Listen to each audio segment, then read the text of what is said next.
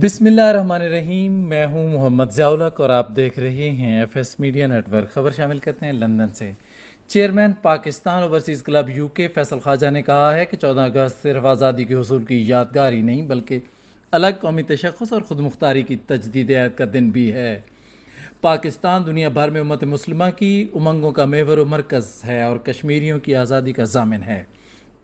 तमाम पाकिस्तानियों कश्मीरी पाकिस्तान को मज़ीद मजबूत मुस्तहकम और तरक्की याफ्ता ममालिक की सफ़ में देखने के ख्वाहिशमंद हैं। इन ख़यालात का इजहार उन्होंने मुमलकत पाकिस्तान के 77वें यौम आज़ादी के मौका पर इंटरनेशनल लायर्स क्लब यूके के ज़ेर एहतमाम मशरकी लंदन के इलाके एल्फर्डिलियन पर परचम कुशाई के मुनक़िदा तकरीब के मौका पर ख़ुसूसी खिताब करते हुए किया। तकरीब में हर मकतबा फ़िक्र से ताल्लुक़ रखने वाले ओवरसीज़ पाकिस्तानी और कश्मीरियों की कसीर तादाद ने शिरकत की। तकरीब में chairman international lawyers club UK Hafiz Abdul Ghani, general secretary barrister Imran Pannawala, बानी चेयरमैन चौधरी मोहम्मद अली ने ख़ुसूसी शिरकत की।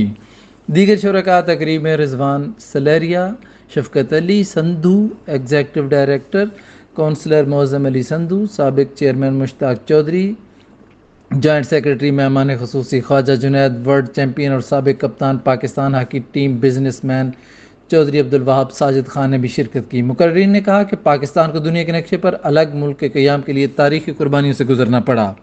अल्लामा इकबाल के ख्वाब की ताबीर के लिए बरसग़ीर के मुसलमानों ने दहाइयों तक जिद्दोजहद की।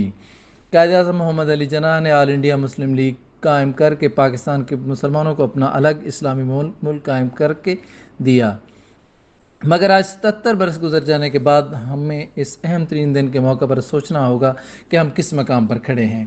आया शायर मशरिक़ ने जो ख्वाब देखा था, इससे पूरा होने के बाद सही संभाला भी दिया जा रहा या कि नहीं।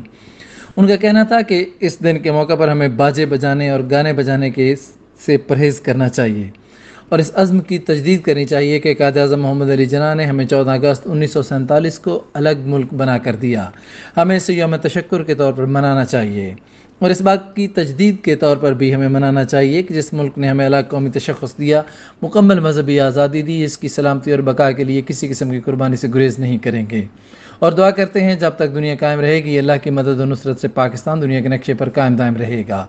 बाद अज़ां यौम आज़ादी का केक काटा गया और तमाम शुरका तकरीब ने कौमी तराना और हुब्बुल वतनी के गीत गाए, जिससे इत्तेहाद और फ़ख्र से मजबूत एहसास को परवान चढ़ाया गया।